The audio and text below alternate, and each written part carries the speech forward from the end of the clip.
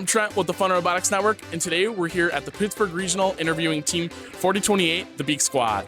Beak Squad has one of the more unique archetypes you'll see in this rebuilt season with a double shooter, a roller floor, and a linear extension intake. We're going to be going in depth with that and their control system up next on the Fun Robotics Network. Okay, first up, we're with Surya talking about the flow and architecture of the robot. Yeah, so to start off the season, back in January, our team analyzed the game and we saw many ways to play this game. There was different flow rate, snow blowing techniques, and as a team we collectively thought that we want to have the best flow rate that we can and move as many balls from the ground into the hub as possible. This led to an overall architecture of a ground intake and shooting out of the back with two turrets, or two shooters. Awesome. Can you talk a little bit more about your balls per second? Yeah, so a big part of this game was singulation. We knew that if we're trying to get the fastest flow rate as possible, we need to maximize how fast we can get the balls into our shooter. In order to enable this, we built two shooters, and we are right now currently running around 13 to 14 balls per second. Before we get to our next segment, we'd like to thank the following. As you're getting ready for the competition season, think AndyMark as your one-stop shop for all your team needs. AndyMark's Launcher in a Box is a configurable solution that so many teams are finding success with for the rebuilt season. Also available at AndyMark.com, the AMPD AndyMark power distribution board that provides 24 40-amp independently fused output channels for safe, reliable power distribution. That's AndyMark.com. Build your alliance with so many other FRC alumni who go to Kettering University. Every student at Kettering experiences their cutting-edge co-op programs that seamlessly blend the professional and academic worlds. Kettering co-ops are a fully immersive working experience at the leading edge of industry. Head on over to kettering.edu/FRC to learn more about their incredible programs and to get more information. Awesome. Next up, we're going to shift to Natalie, talking about the design of the robot. Yeah, so a main thing that we saw, especially at the beginning of the season, is this is a highly defensible game. You're having a lot of robot-to-robot contact, and through that, we decided we can't break, and if we break, we want to be able to fix it very quickly. So we see that a whole lot in our in-feed. So we are running a rack and pinion in-feed with the idea if we get hit in the front, it's going to be able to snap back in, and ideally, it's going to be okay. But additionally to that, we're like, okay, we're gonna get hit by the side.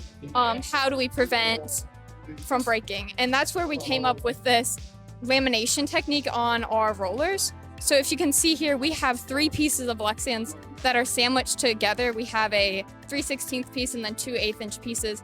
And this makes it so it's nice and rigid compared to maybe just like a single piece. And additionally with this, if you can see with rivet placement, and especially on our reel intake, we are able to strategically choose where we are rigid and where we are flexible so that when we get hit, we can ideally not bend. And then more onto that with your side hits, when we have a more rigid type intake, we don't want our bearings to ever come out because in the past we've seen issues, your bearings pop out, your powertrain doesn't work, and you can't play in the match.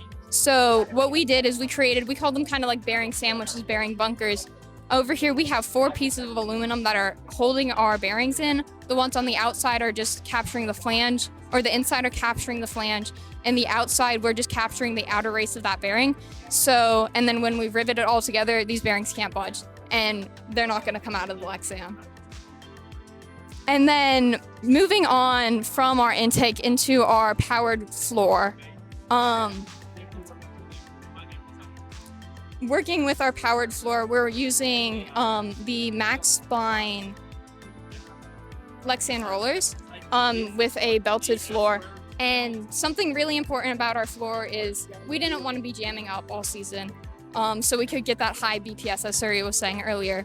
So in order to accomplish this, we're actually speeding up our rollers consecutively. So each additional roller through the use of different timing belt pulleys is about 5% faster than the roller beforehand. And so this is gonna allow us to just pull the balls into the shooter rather than pushing and jamming in from the back. So that allows our singulation to be very smooth and just to prevent any jams within our roller floor. All right, awesome. So just a quick question. A big debate this season has been amongst roller floors and spindexers. So how did you guys decide on using that different belt ratio? So the big thing with a roller floor versus a spindexer is we saw spindexers are a much more complicated mechanism. And for us as a team, we like simplicity. Simplicity is key. Simplicity is usually more robust. It's easier to iterate on. You'll actually see here that we have slots. So if we want to pull these rollers out, maybe we don't like the front roller, or we need to access maybe a motor that's underneath the rollers. We love being modular and able to do that, and that is a key part about this floor. And then just overall, the simplicity just made it that the floor just looked like the right path. We were getting a good throughput. We saw room to iterate to speed up these belts. And it just overall, it seems like it works out pretty well. All right, awesome. Thank you. Next up, we're going to go to Surya to talk about the indexer and shooter. So yeah, we can go over into, like Natalie said, we have all these bucket of balls in here that are on this floor moving towards the shooter. A big thing of this is now how do we singulate that into two streams that are really flow and we don't get many jams. As you see in here, we have two funnels that are each independently driven that bring the balls from our wide outtake into the shooter's narrow capacity. A big part of these funnels are these star wheels. In order to get that fast flow rate, and we're really trying to get as many balls out as possible, we have these stars on the outside to agitate the balls on the inside. And then early on in the season, we noticed a really neat trick where you'll see some teams have a rib down the center of trying to divide the balls early. We found that there's a zippering effect that almost like a doorman or like a passive door, where a ball is passively not touching a motor, and in the space available, it is able to shift back and forth without touching anything, almost acting like a gatekeeper of which balls go into which shooter, allowing for really fast balls per second. That is the primary part of the funnels as well as the stars. Now going into our shooter. So as the balls enter, we hit the first motor of the shooter. Now, going back to Beak Squad philosophy for shooters, for a really long time, the Beak Squad has built phenomenal shooters, and in order to do that, we have a recipe. We believe that we need to accelerate the object in stages, in multiple stages. So this shooter both of these shooters total hold 8 Kraken motors. Each shooter has independent 3 stages. The first stage is our ramp stage, which takes it from the singulator up this this scoop, this 3D printed scoop into our shooter. This gets the ball really going. It has the highest torque of all the stages and starts to bring it up into our main shooter where we get the highest velocity. The next stage, which is independently driven, is these triangle wheels, which is this wheel and these 2 wheels back here. This is really where all of the velocity and the acceleration of the ball happens, where we really give the force behind it. And then from there is our finisher stage. The final stage is used to clean up the ball's trajectory. We saw a lot in the season that we were able to shoot the balls really fast, but not really accurate. So we were messing around a lot with the surface speed, the gear ratio, the backspin, of how do we get not just one shot going in, but a consecutive, 7 balls a second on each shooter going in. So this was a big part of how do we design, we iterate, and how do we make sure all the load, which is also 1-to-1 on this final stage in these flywheels, to get that nice rope of balls. And overall, this shooter has multiple stages. The packaging is all inside of this ramp back here. You can see all the Krakens living back here. And then finally is our hood. We have an adjustable hood like you see most teams do. We have a rack on the back of the hood. They're mechanically tied together. And yeah, that's our shooter. All right, awesome. And lastly, we're going to go to Gabe to talk about software and controls. All right, perfect. So one of the big things we knew was going to be important in this game with its complicated shift switching was going to be automation for the driver and operator. The primary way we did this was automating our shoot command into a couple key stages. One of the things that we knew pretty much from the moment we settled on this rack design was that we were going to need to pull our rack in while shooting to make sure that we could agitate our balls, make sure they got into the floor and into the shooter, and make sure that our BPS stayed consistent. The big way that we do this in our code is to keep track of the flow rate or balls per second of the shooter. So using the current of the motors in the shooter, we're able to see with current spikes when the balls are going through the shooter, which gives us how many balls are going through the shooter, or our flow rate in balls per second.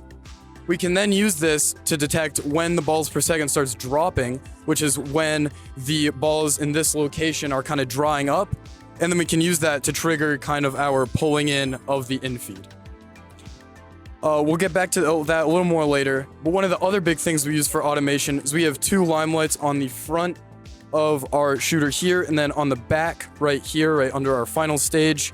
We use these two limelights with the April tags located all throughout the field to get our position on the field, and then from there we can use trigonometry to get our distance and angle.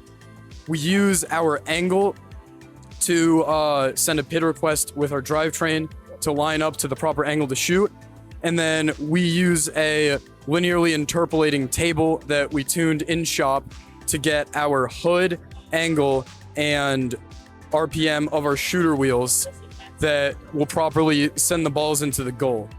We like to use linear interpolation for our tables because it's relatively simple and, like we said earlier, a very robust method. It's also easy to change and tune throughout the match if we find that some of our values are coming up short. So that's where that method comes from.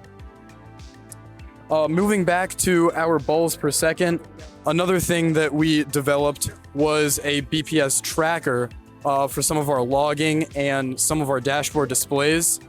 So in addition to our basic balls per second flow rate, we also keep running totals, and we have splits over the first 5 seconds of our shot to see which seconds have which balls. So it's not currently populated, but on our dashboard right here, you can see an example of how we use this, where for our left shooter and then our right shooter and then our total of our left and right, we keep track of our balls shot in each second, which, in addition to looking cool and being nice to see in our logs and on our match, really helps with diagnostics, especially when we were still messing around with the surface speed and tuning different mechanical aspects of our shooter. It helps you to quickly diagnose how effective a certain shooter configuration is when you are swapping things out and trying to make your shooter as optimal as possible. Another really helpful utility that we developed was a tracker for the match shifts. So if you look on our dashboard here, based on the game-specific message from the driver station of who won Auton, we keep track of our current active shift, the next shift, so we can see whether we should be preparing to be shuttling off the clock or shuttling when our shift is off, or shooting when our shift is on, as well as the time we have left in the current shift. As I said earlier, the shift and being on and off and all of the strategy related to only being able to score for certain parts of the match is new in FRC, and so having an easy, big picture on the dashboard utility to be able to keep track of all of our different shifts and everything related to that has been super influential in our success in being able to switch on and off and adapt to the shift changes. All right, I'd like to thank Beak Squad for their time today, and we wish them luck at the Greater Pittsburgh Regional. Thanks for watching. Don't forget to like, subscribe, and click the bell to stay up to date on future fun videos. Build your alliance with so many other FIRST alumni who go to Kettering University. Every student at Kettering experiences their cutting-edge co-op programs that seamlessly blend the professional and academic worlds. Kettering co-ops are a fully immersive working experience at the leading edge of industry. Head on over to kettering.edu/first to learn more about their incredible programs and to get more information. As you're getting ready for the competition season, think AndyMark as your one-stop shop for all your team needs. AndyMark's Launcher in a Box is a configurable solution that so many teams are finding success with for the rebuilt season. Also available at AndyMark.com, the AMPD AndyMark power distribution board that provides 24 40-amp independently fused output channels for safe, reliable power distribution. That's AndyMark.com.